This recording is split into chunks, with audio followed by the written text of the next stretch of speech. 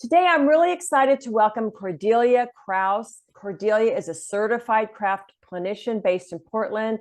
She's the founder of Helping Families Help. It's a website with many craft resources and group information and all sorts of trainings, et cetera, on there. And she's also an instructor of the Invitation to Change approach. So I will list Cordelia's complete bio underneath this video and on the website so you can read more about her. But welcome, Cordelia. I'm really glad you're here. Thank you for taking time to talk to us today. Thanks so much for inviting me. I so much appreciate the incredible work that you do and this connection that you have with parents to offer your experiences and your skills. So thanks so much for having me on here. Sure. So just to start off, if you can share a little bit about yourself, how'd you get into this work? What prompted you to delve into the craft, especially, or just helping people too through this struggle that many families are facing? Sure. So started off in this work as an early clinician, going back into grad school, maybe 2011, started working there. At the time, my children were, elementary school, getting into middle school, and just a year or two after I finished the grad program, started working an internship. Things in my home got pretty difficult and hard with what was happening with one of my children, and my initial responses to that turned out to be really, really unhelpful, probably more problematic than the actual the difficulties were. So substance use was a part of that. There were some other really concerning behaviors as well. And then I had all these thoughts in my head about what it means to be a good mom, and that a good mom is able to sort of control what her children do, and what my thoughts about what my family would think, or what my friends would think, like all that kind of stuff really came into play. So really tried in a way, it's almost like metaphorically most of the time pinning them to the floor. This actually happened literally a few times as well, in the attempt to try to have something different. And then, of course, our relationship and what was happening in the family was really, really, really hard. So from that, I started reading Beyond Addiction. I had an interaction with a few supports that I started getting in with people with experience with their own children. And I had this one specific interaction with an acceptance commitment therapy person that really helped me shift things around to, instead of trying to, pin my child to the floor, as that was not working, I didn't change any behaviors that sort of drove them underground. Our relationship was awful. I didn't feel good about what I was doing. So it's shifting to being a place for them to come back to, sort of the safe place where they can come back to. And that became my job. And then sort of doing the work, all the communication skills that are in craft, the noticing what's going well, the positive reinforcement, all of that. And then this other larger stance about really sort of changing what my job was as a mother. Reconceptualizing that became really powerful, and it shifted so many different things. So it shifted really the relationship between me and the child. It shifted the family dynamics. The really concerning behaviors shifted over time as well. And I probably, to my mind now, almost most importantly of that if none of those outcomes had taken place, that I still would have felt really good about how I was showing up and what I was doing. And that I was doing the best that I could to stay connected and have a relationship, and to try to use an evidence-based way to create an environment for different behaviors to happen. And so that's how I initially got introduced to craft, was through Beyond Addiction, all of that work. And then, so sort of like act 2, if you will. I don't know if you have any thoughts or questions on the first act. Should I keep on going? Keep on going. That's keep on going. Okay. So about 2016 then, where I'd been in the field for a little while then, not doing craft work at all, but just in the field.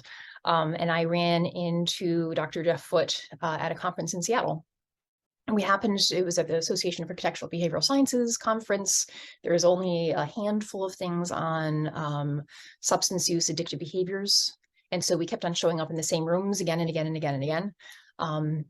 Went out to dinner really clicked, you know, having the sense about the recognition for what Beyond Addiction, that the role that it played, and then the possibility of sort of walking into it as a clinician. And he sort of invited me to check out what it might be to do this work as a clinician.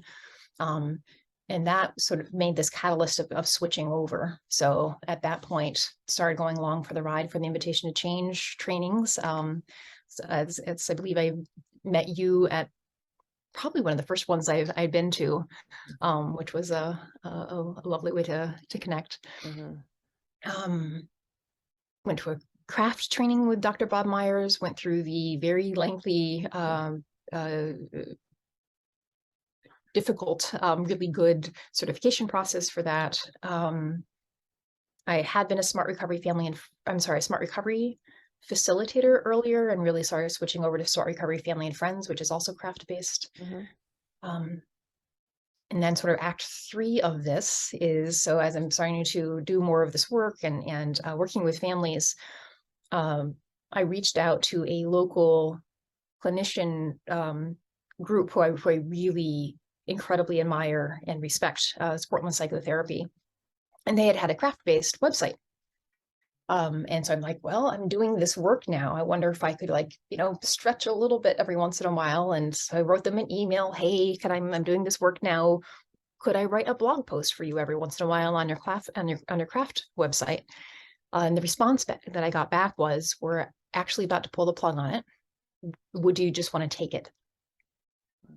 So then it becomes, okay. I mean, I was recognizing at that point, there were, I think, 300 people that were accessing the website a month.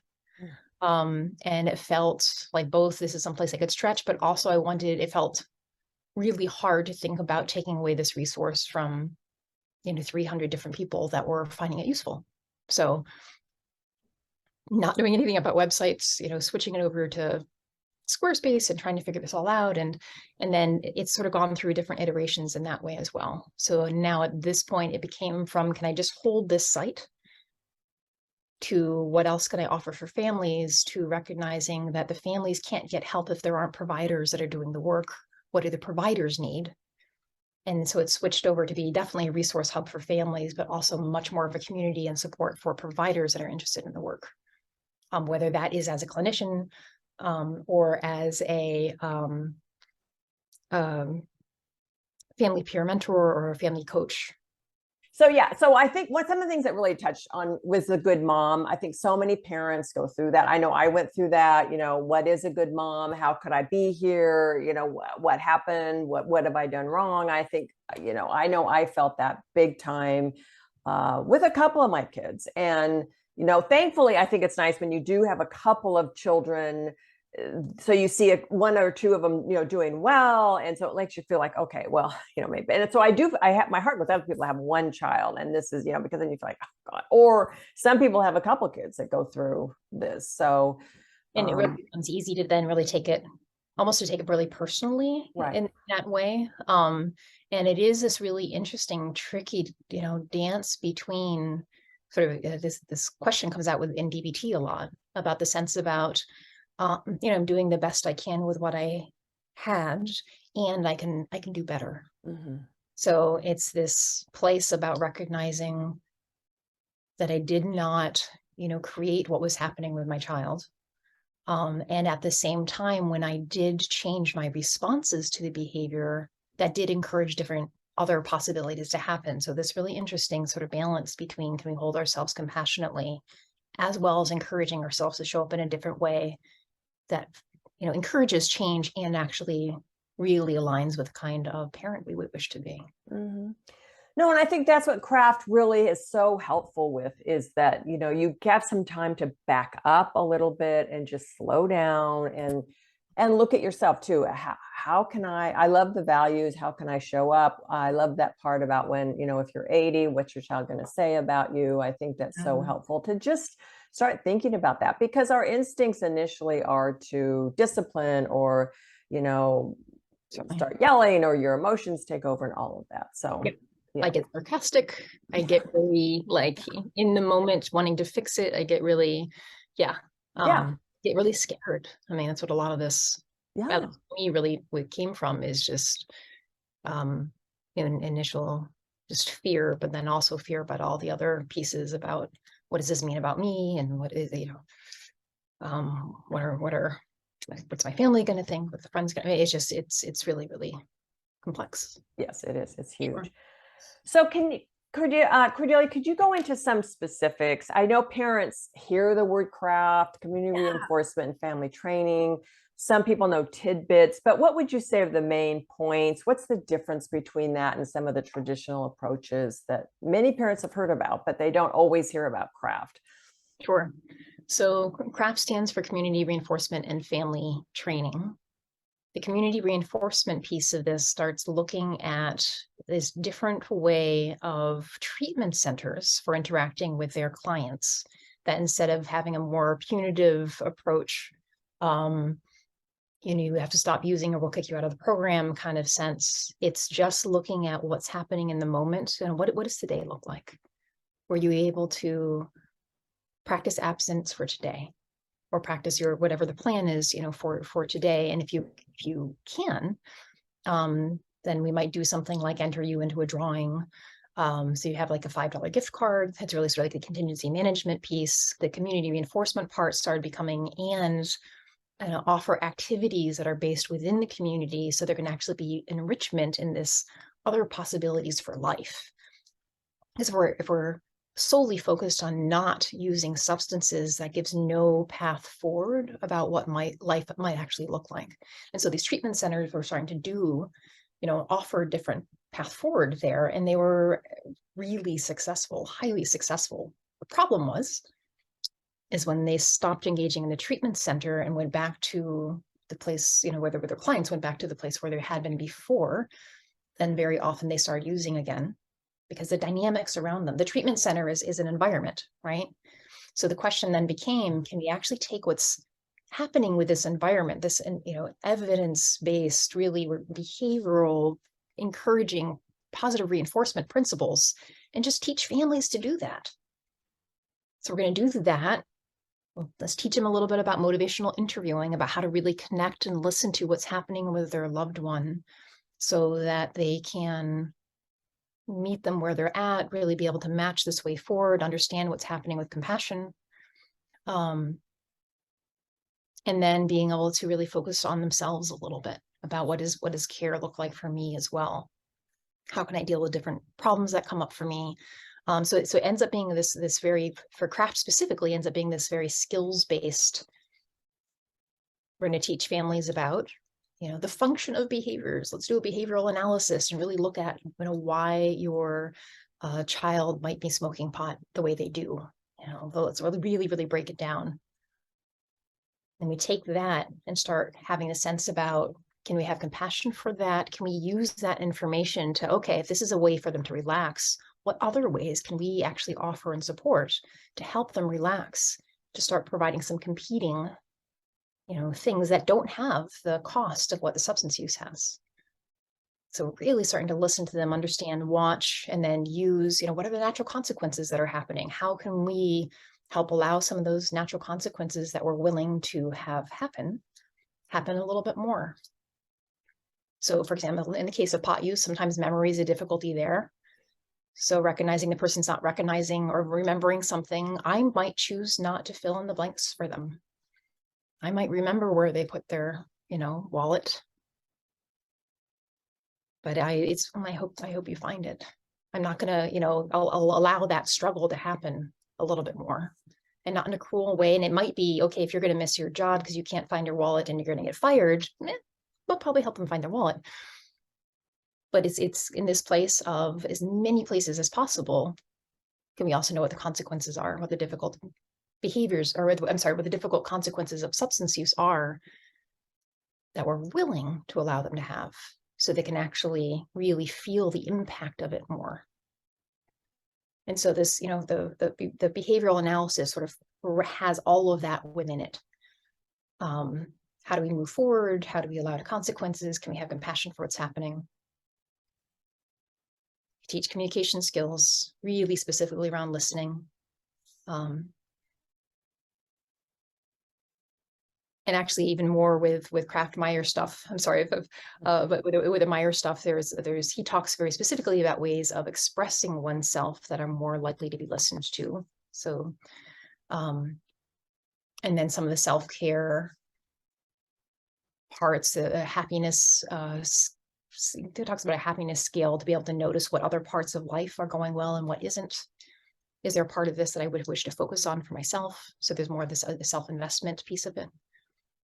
And then there's the invitation to treatment conversation that gets taught in Kraft as well, which is a really, really specific conversation with different pieces of, can I know what kind of treatment might be interesting, possibly for my loved one, or why they might go? Can I watch for the windows of opportunity that open up? Can I actually have in my back pocket some options for them to see within like 24 to 48 hours? So it becomes different ways of teaching that as well. And when families get taught all of that, turns out that in about 2/3 of the cases, approaching 66% of the loved ones will enter into treatment from their own sense about why it's meaningful to them in the space of a year. And having it housed within them, like this is why it's important for them to go into treatment, is huge. That makes all the difference when we're talking about what outcomes look like over time. Kraft also tends to reduce substance use over time, and also the well-being of the family member also tends to increase. But that's when we're talking about, Kraft specifically, that's what it offers. You always do such a great explanation. I love the way and I wish you could see Cordelia in some of the training. She's so good about just breaking it down. So yes, I think parents, I love how you explained it. I know for me, when I first heard, we had all been just, the traditional approach, you let your child hit rock bottom, you don't, I know counselors were telling me, you don't open the door, don't do this, don't do that. And when I read or was trained, that first time I was trained, it was, oh my gosh, this is a whole, and when you hear about it, you think, oh, this makes, to me at least, it makes so much sense. I mean, this would be something that you would think we would have all thought of, but you don't really in that time. You don't, it's a psychological approach. It's really looking at behavior. It's really counterintuitive. Anyway, it is. It's not the go-to response, especially when we're talking about having responses based in fear. It really is either, can we fight this thing, or can I just not? That's the usual a range of responses that fear-based responses offer. Right, so it's either fight, flight, avoid. And this is actually encouraging us to slow down, lean towards, notice what is going well, even though in the back of our minds, what is screaming, and the back of my mind anyway, what's screaming is all the things that I can see so clearly that aren't going well. This sort of challenges us to be able to see, and can you actually notice what is going well? Because if we can notice and reinforce that, that is the path forward. Like that's what this looks like. Right. Yeah. And that was, I think for many parents, that's the furthest thing from their mind, because as you said, because all you see is the drug use or the behavior that's not acceptable or whatever it can be. And it does work, I think, Kraft, as they mentioned, it mainly they focus on substance use, but it can work for other behaviors as well. And, and so many of the parents I know in our training was like, I want parents to know this when their kids are 5 or when their kids are in 6th grade or something. Yeah, no, I'm with that. I would think we should be, teaching this in middle school. Yes, I do too. This is how to relate to people. This is how to build really good, meaningful relationships. This is how to set limits and boundaries for ourselves. This is how to notice what we can do and what we can't do. This is how to be able to express ourselves. This is how to be able to, navigate hard situations without, with integrity, but without attachment to the outcome. I mean, there's so much helpfulness in this work. Yeah, absolutely. And I know it usually starts in the teen years and parents panic. It's like, what do you do? I know I was the same way. It's like I don't want to really address this problem because I have no idea what to do. So yeah, and I think I wasn't alone in that. I think a lot of parents feel like that. So when we look at craft, what is your sense as far as, like, we have Al-Anon, which can be very helpful, and I know interventions can be very helpful, but what are the differences? What are the plus and minuses? What do you see when you look at those kind of approaches, and then craft? How does that all, how do they, they don't really work together, but maybe you could say, well, I mean, I guess someone said too, I want to say, wish they could do an Al-Anon and a craft meeting combined, but just your thoughts about those two approaches. Yeah, absolutely. And so from this part of it, I just want to notice also too, I'll be talking about craft-based approaches. So extending beyond craft itself, which is a really specific term, to also include, invitation to change, or smart recovery, family and friends, or then I just want to pop it open a little bit. Mm-hmm. But the differences there of the craft-based work. And I want to also recognize my bias that I'm seeing this from my perspective. So I don't have great, many years in Al-Anon. I am not an interventionist. So I want to hold all of those thoughts lightly. But from my perspective, the way that I see this working, Al-Anon itself it's like that community of people coming together to support each other can be incredibly powerful. Right. So I just want to so much appreciate that and how accessible it is. I think some of the places where it starts really getting different, or sometimes unhelpful in places, are when specific, and I do want to say that there's variation within meetings. There's ways that people read, and this is where I'm very ignorant, but where people read the core literature and start almost deviating a little bit from it. So the idea, from what I understand, the idea about hitting rock bottom actually isn't in Al-Anon literature at all. Like that becomes a little bit more on the outside about this common thoughts about it. The focus, from what I understand, for Al-Anon really is, can we just bring this focus back to ourselves? So we're going to talk about what we do here. There's no crosstalk that's in this. This is really trying to just support ourselves in this process. Where craft-based work starts getting a bit different is this recognition that families themselves can be a really helpful part of changing the environment around a loved one. So I'm not only going to try to connect with people for support. I'm not only going to try to invest in my own life again and sort of bring the focus back to me and what I can do, just within to enrich my life. But I'm also going to notice, what's happening with my loved one who's using, and again, notice those times that are going a little bit better, even if it is the 10 minutes before they start smoking in the morning. Like, if I can just catch them there. It's finding those ways of communicating. So there's more work around what happens between me and my loved one that we also have great research on, that can strongly affect how the loved one navigates their life and their substance use. So it sort of expands beyond, I'm just going to survive here and do what I need to here, to what are the skills and perspectives that are actually helpful for me and for them to create this different dynamic to potentially move forward. So that's part of what I see. Mm-hmm.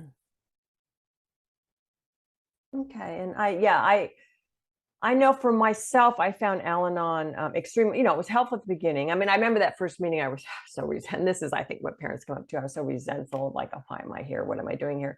Yeah. Yes. And then, and you do hear stories, and it's like, oh, this is where my life's going and all that. But I did find finally a parent program. I met people that I enjoyed, all of that. Then I went to the craft training.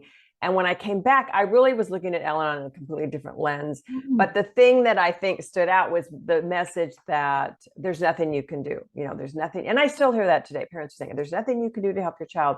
And that's what really struck me when I went after my craft training. I wanted to say, yeah, there are things, and you can share a little bit, but it's hard, with Al-Anon too. You cannot bring in too much other material that's not Al-Anon based. So that makes it a little bit tricky. Absolutely.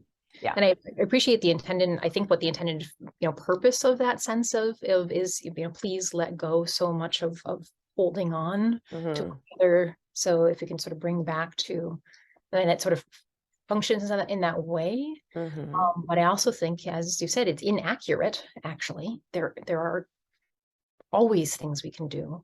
And there is always, as long as a person is alive, there is always hope for something to be different. Right. And whether that is working on these skills to create a path of difference for them, or even how I show up within this, like there's many, many, many different things that can be done at any particular point. So yes, so there's, yeah, it's complicated. And I think, that certainly, I think one of the psychologists said, AA should be on the table, but other things too. And I think it goes the same with Al-Anon. Al-Anon should certainly be a resource. And what's nice is that there are a lot of meetings. You can go there in person, but to realize that's not there's other things. And if you can bring in all of it, what works for you, and really make sure people know about craft, understand craft, so that they can have the decision. This is the path I want to go, or I really like this more compassionate approach. So anyway, that's good. So both. Absolutely. Yeah, you can do both. Yeah, absolutely. Smart Recovery Family and Friends is another option to throw in here as well. But there are community-based peer support groups that actually works within the craft, the craft basis, and they even too sort of pull it back a little bit more to focusing on the family members. They don't do the functional analysis. They don't do some of the more really, helping to encourage the environment change around the loved one. But it is still based in, how do we change communication? How do we notice what's going well? How do we, so any of these places where people are getting support, as well as one way or another, recognize they have the option to learn and practice skills that can be highly effective in changing their life and encouraging change with their loved one. Like that's huge. Yeah. Right. So I really appreciate you bringing out the that there's nothing you can do. Right. Yeah. That's, I just remember that was like, I was saying, wait, no, there is. Yeah. Yeah. Right. And then I do want, and then the other group that now is coming up is our ITC, Invitation to Change group, which I want to touch on in a minute. But before I get there, intervention, just briefly, what are your thoughts about that intervention? So interventions I see as a potential tool in here. It's interesting too that when I think about interventions, I sort of get pulled into this sort of, either or kind of thinking around craft or interventions. I think there's a possibility of some overlap in there too, especially when we're talking about things like Arise, where there's more work with the family, there's more of the motivational stance. Again, I'm not an Arise person either. But I want to notice there's a continuum here. So with interventions, especially when you're starting to talk about the type of intervention that's in the research compared with craft, is the Johnson Institute intervention, right? And so that's the one that has a little bit more of it's still supposed to come from a compassionate, warm space, but a little bit more of a sense about, we're going to fix it. We're going to make the person go to treatment. This is what, this is the plan. We're all going to come around them and interrupt these behaviors. The difficulty with that, the purpose of those, I feel sometimes are as a way for family members to try to, and again, really wanting to honor that this is out of fear, this is out of love, but trying to fix what's happening with their loved one in a way that feels really immediate. And so to get sort of driven by wanting this to stop. If they just get into treatment, everything will be fine, right? That kind of sense sometimes. And the problem there is that's very often not the case, that there's more complexity here. And if we're just doing an intervention, then the family themselves aren't learning skills. If we're just doing an intervention and the person's going into treatment because they feel like their family's making them, that actually doesn't tend to translate for long-term change. Right? So if they're going because they don't feel like they have a choice. Otherwise, the family is doing this because they feel like they need to make something happen here. We're sort of like getting in this conflict out of, or this positioning out of fear, sort of on both sides. As opposed to when we start looking at something like craft, where we're really looking at these small shifts and skills through time based out of love and connection and leaning in and watching what's going well and appreciating that and the higher communication, that type of thing, that motivational interviewing, especially, that can help shift somebody's wanting for change within themselves. So they start owning their process of, maybe my drinking isn't working for me the way I want it to all the time. Maybe I do have concerns. Maybe this is something I should really think about changing. What is it? What is it that I wanted to, do differently here? Like those kind of questions where it's actually really owned within somebody, like that is the process for change. And that is a deep process for change, as opposed to where they're just being sort of where it looks like change on the outside. They're in treatment. Yay. This might be somebody who never gets into treatment and stops using in a really difficult way, maybe abstains altogether, and starts investing in life in the way that's really meaningful. And it could be going to yoga, going to a therapist, going to AA groups, going to smart recovery, going to, taking walks more, pulling together a friend. I mean, there could be so many different pieces here.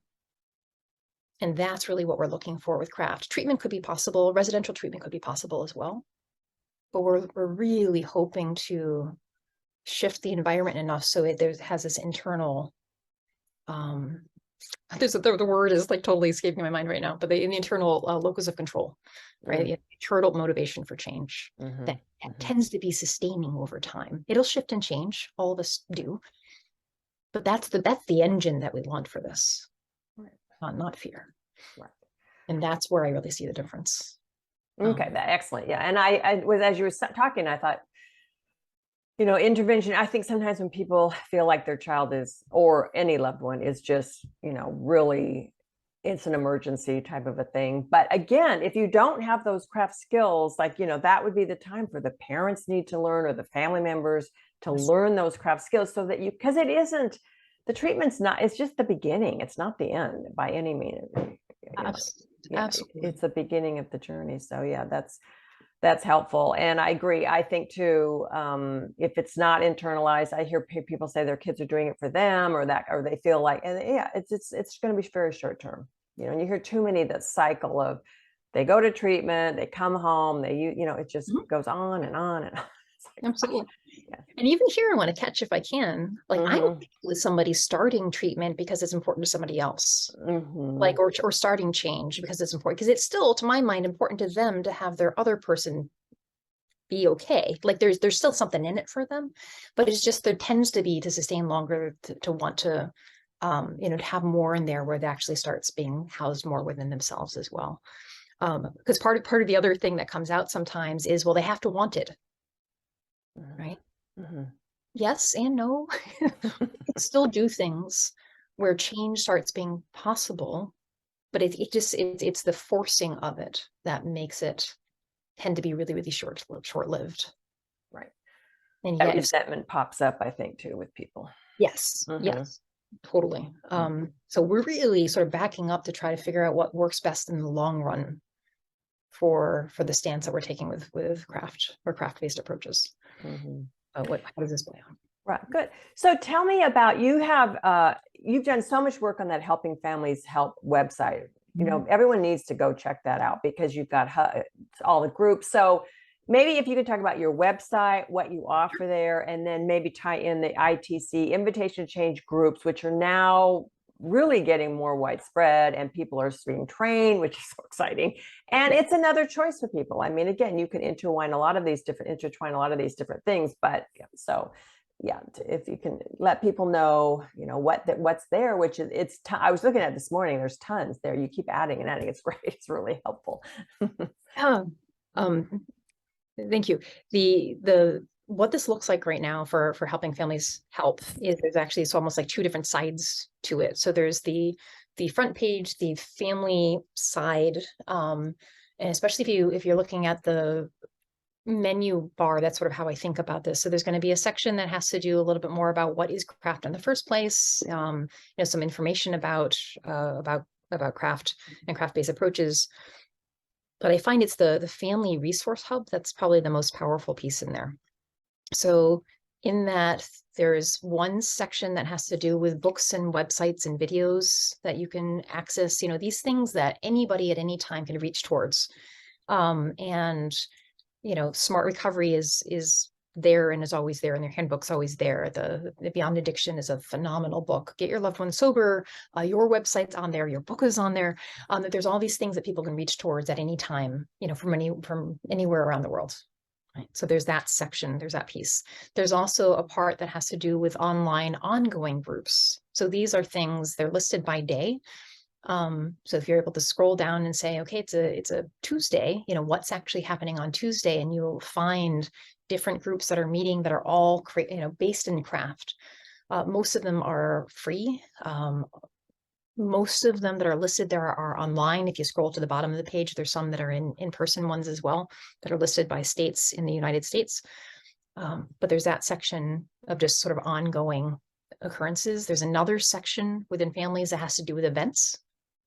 So these are time-based type of either trainings that are available, or maybe they're groups that are happening that are time limited. So you need to sign up by this time because it's going to be a 13-week course or whatever, where it's more of a time-based. Just want to shout out, there's one study that's listed there right now that it's recruiting family members to be a part of the study if their loved one is using opiates somehow. So that's listed there. There's going to be another one that I add that I've got information about as well. So it's a great way to be able to see if there's any free craft-based work that you can access as well. And actually, a lot of the groups, again, and some of the events are free. Some of the resources are free. And then there's also a list of providers on there. If you want to do individual work with somebody, there's a list of oh gosh, I think it's approaching 30 people that are on there right now, that are all trained in craft or craft-based approaches one way or another. And so it's a way to be able to find some more individualized support.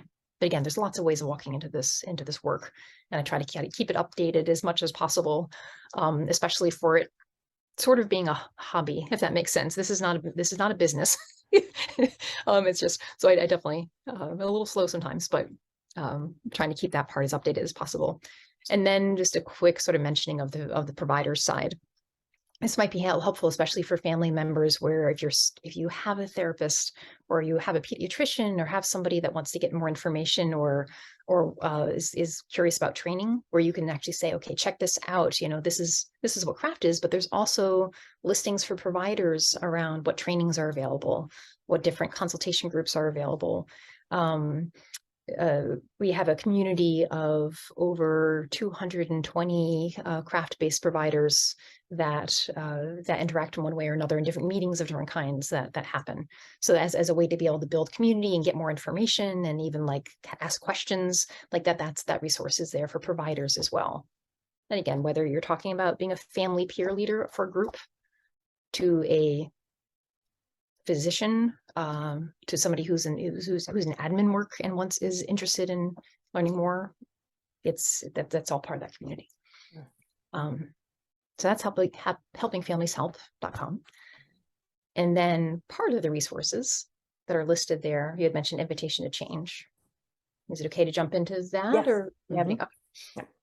So invitation to change, like that's the approach in this that really sort of has my heart. Craft, I think, is absolutely phenomenal. It's lovely skills that are there.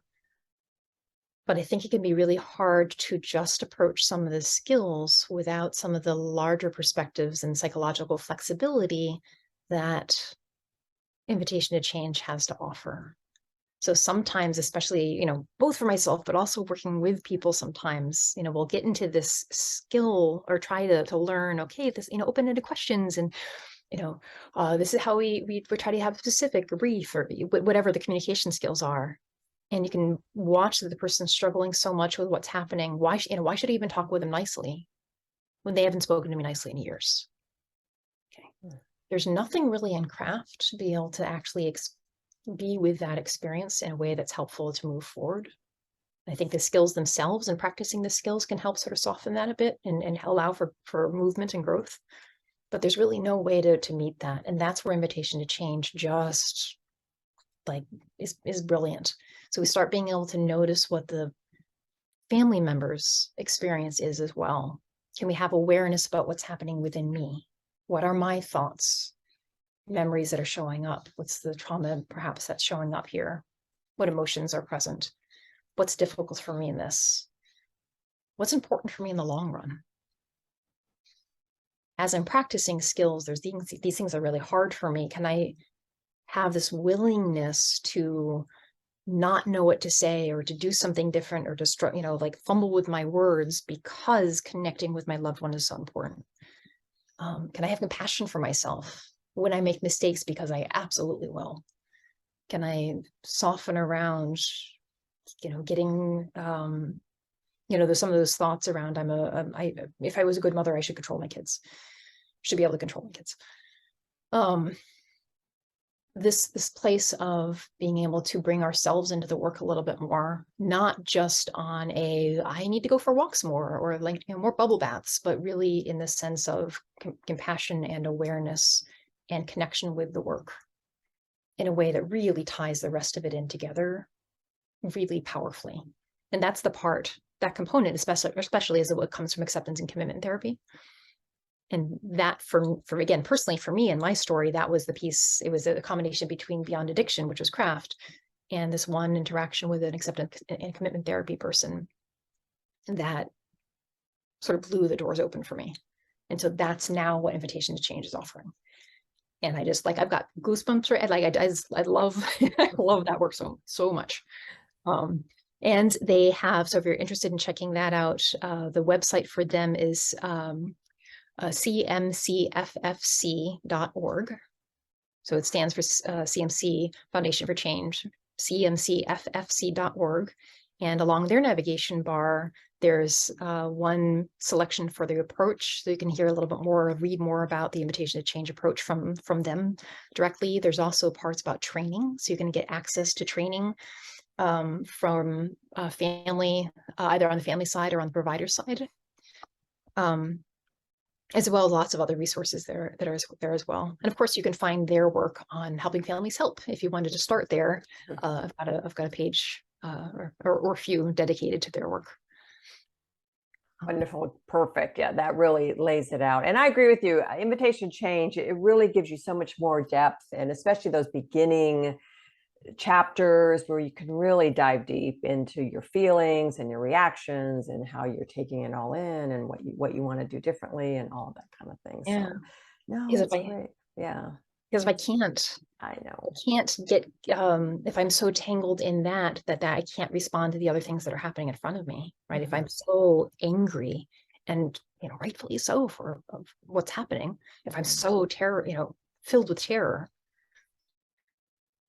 that I can't necessarily move forward, it becomes really difficult to do this a different way. So that's really the way of walking into that. That's so powerful. Yeah, I'm sorry. I could talk like that I could talk about for hours and hours and hours. I know. No, it's amazing the work that's being put out. And I think it's really exciting to see this movement kind of take off and, spread out across the country. In fact, I'm talking to a new group leader today who's just was trained, and we've got some more in California, which and West Coast in general. Yeah. So I'm excited about that. So anyway, yeah, it's all good. Parents like it. I think they appreciate this approach, and family members too. I mainly work with parents, but craft Invitation Change is for all family members, Yes. husbands, wives, partners, brothers, Siblings. sisters, whatever. Yes. So, Yes. yeah. So anyway, aunts, uncles, grandparents, friends, caregivers. Yeah. I can, just throwing out a little bit, because so much of it is focused on parents or partners. Sometimes I think it can be hard, the work can be hard for siblings to feel like they're not included. for example, or friends to feel, please, like that is just a word. Please include yourself in the work. It is so important. You as family member are powerful. Yeah. Absolutely. Okay, Cordelia, thank you so much for this. I encourage everyone to go check out Helping Families Help. There are so many resources there. You can get a sense of what Invitation to Change and the craft approach is all about, and how you can help your family member really move forward and you feel good about it yourself. I mean, and you're not so stressed is a big part of it. So thank you so much. And I appreciate you being here. Yeah, thanks so much for having me here and for all of your work and for your care. Thanks, Cathy.